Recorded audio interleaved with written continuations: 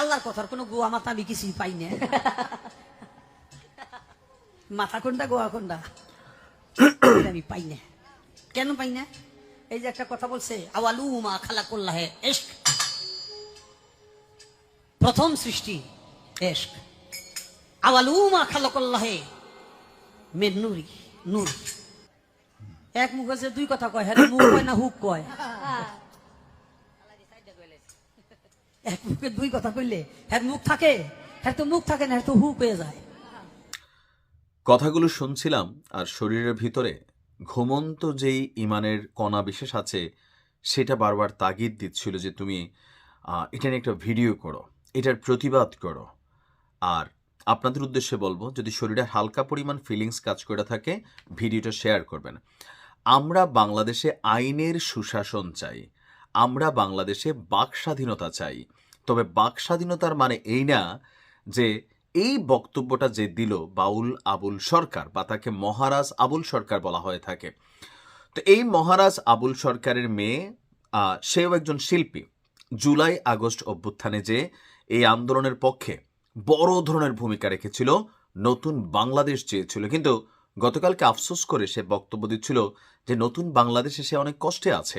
এখন কষ্টে কি তারে সরকার রাখছে নাকি তার বাপ তারে রাখছে? বেসিক্যালি এখানে যে ঘটনাটা হয়েছে সেখানে বাউল গান, বাউল শিল্পী আর আবুল শিল্পী এটার মধ্যে মিক্সিং হয়ে গেছে আমার কাছে মনে হচ্ছে। দেখেন, সঙ্গীতের ক্ষেত্রটা অনেক বড়। যেমন আমরা ইসলাম ধর্মের অনুসারী, আমাদের মধ্যে কত মাঝহাব আছে, তরিকা আছে। কেউ ধর্মকে ব্যবহার করে টেরোরিজমও মানে প্রচার করে, আবার কেউ হচ্ছে ধর্মকে ব্যবহার করে পিসফুল একটা নেশন, পিসফুল কান্ট্রি, পিসফুল জাতি হিসাবে মুসলিমকে রিপ্রেজেন্ট করে। ডিপেন্ড করতেছে জিনিসটা কে কিভাবে ব্যবহার করতেছে। আবুল সরকারের এই রাষ্ট্রের উচিত এমন দৃষ্টান্তমূলক শাস্তি দেওয়া যেন আগামীতে এই যে বড় শয়তান যে আছে আবুল সরকার, তার যারা অনুসারী আছেন তাদের মধ্যে যেন একটা বার্তা পৌঁছায়, অথবা অন্যান্যদের মধ্যে একটা বার্তা পৌঁছায় যে ভাই তুমি বাউল গান করো, আমাদের কোনো সমস্যা নেই, গানে গানে তুমি স্রষ্টা সৃষ্টি নিয়ে পজিটিভ বলো নেগেটিভ বলো, এটা তোমার ব্যক্তিগত জায়গা, কিন্তু প্রকাশ্যে পাবলিকলি 4 নভেম্বর যে ঘটনাটা হয়েছে এটার প্রেক্ষাপট 4 নভেম্বর এই যে বক্তব্য দিছে, স্বাভাবিকভাবে মানুষের শরীরের মধ্যে রক্তের দোলাদোল চলছে। আর রাগের বসে, জিদ্দের বসে তারা গতকালকে যে ঘটনা ঘটেছে। তবে দরকার ছিল স্থানীয় জনগণ, তৌহিদি জনতা, এই নামটা এই মুহূর্তে বাংলাদেশের জন্য নেগেটিভ। আবারও বলি, তৌহিদি জনতা বলতে কোনো শব্দ নাই। মুসলিমরা, স্থানীয় মুসলমানরা, সারা পৃথিবীর যে কোনো মুসলিম এই কথাগুলো শুনলে তার গায়ে কাঁপন উঠবে। কিন্তু যখন কোনো ব্যানার কানেক্ট হয়ে যায় তখন এটা কিন্তু আরেকটা ভঙ্গি চলে আসে। অপরাধ করছে আবুল সরকার। এখন এই আবুল সরকারের পক্ষে কেউ কথা বললে আপনাকে বাংলাদেশের জনগণ আদর করবেন, এটা আপনার বোঝা উচিত। আবারও বলি যে আপনার নেতা যে আছেন তিনি যা বলছেন সবকিছুকে আপনারা শুনছেন, তার মুক্তির জন্য যারা দাবি করতেছেন সবকিছুকে শুনছেন। আমার গতকালকের ভিডিওটা ছিল বাউল শিল্পীদেরকে নিয়ে।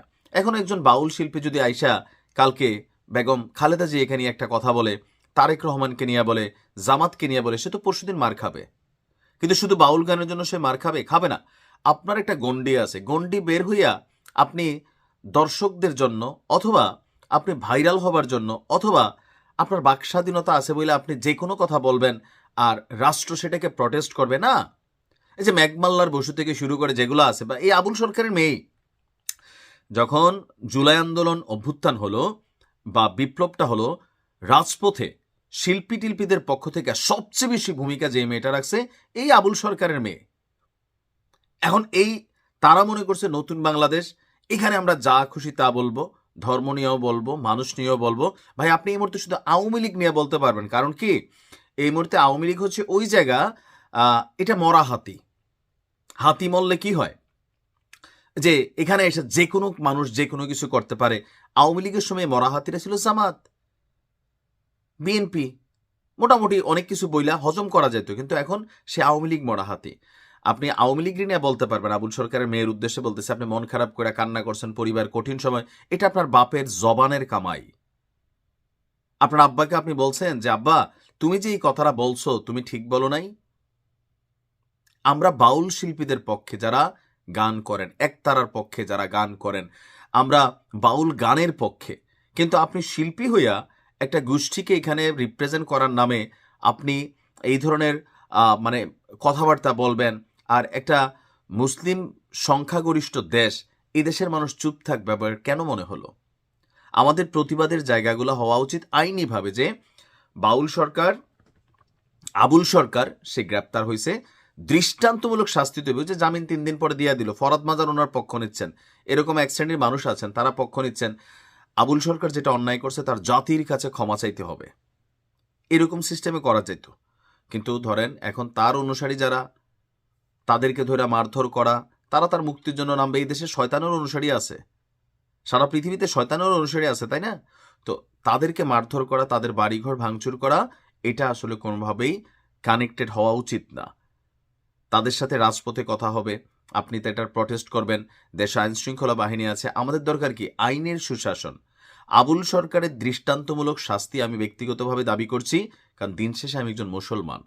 আজকে যদি এটা হিন্দু ধর্মকে নিয়েও বলতো, আমি ওইটার পক্ষ নিতাম, কারণ দিন শেষে আমি একজন মানুষ, আমি সমাজের শান্তি বিশ্বাসী, আইনের শাসনে বিশ্বাসী। আর আইন শৃঙ্খলা বাহিনীর, রাষ্ট্রের উচিত এই ধরনের ঘটনাতে তাদেরকে যে প্রটেস্ট করতে নামবে। আজকে ছাত্রলীগ দেখলে আপনারা দৌড়াচ্ছেন, কিন্তু আবুলের পক্ষে আবুল লীগ যারা নামতেছে তাদেরকে কেন আমরা রাস্তায় নামতে দিচ্ছি? আবুল যে কাজটা করছে সেটা তো অন্যায় করছে, তাহলে এদেরকে কেন রাস্তায় নামতে দেওয়ার সুযোগ হবে? এদেরকেও গ্রেপ্তার করবেন। যেই লেভেলের কোনো অপরাধীর পক্ষে কেউ যদি কথা বলে তাকেও গ্রেপ্তার করতে হবে। আর গ্রেপ্তার না করার কারণে মাঝখানে রাজপথে কি হচ্ছে? সংঘর্ষ হচ্ছে। আমরা প্রত্যেকেই ধর্ম, মত, বর্ণ নির্বিশেষে এক একটার অনুসারী। আপনার কাজটা আপনি করেন, তবে আপনার কথার দ্বারা, আপনার কর্মের দ্বারা অন্য মানুষ, অন্য গোষ্ঠী, অন্য ধর্ম, অন্য জাতি, অন্য বর্ণ, তারা যেন আঘাতপ্রাপ্ত না হয়। আবুল হোসেনকে শুধুমাত্র জেলে রাইখা 4 দিন পরে মুক্তি দিয়ে দিলেন? নও, দৃষ্টান্তমূলক শাস্তি দিতে হবে। তুমি তোমার বাউল গানকে ব্যবহার করে, প্ল্যাটফর্মকে ব্যবহার করে যা করছো, এটা ক্ষমারও যোগ্য অপরাধ। দেখা যাক কি হয়। তবে এটা নিয়ে তৌহিদি জনতার ব্যানার, এই ব্যানার আপনি নিজেও জানেন না আপনার কোন ব্যানারে কে ব্যবহার করে এটা দিয়ে আরেকটা ঘটনা ঘটাই দিবে। প্রতিবাদের ভাষাগুলো ভিন্ন হওয়া উচিত। ভালো থাকুন।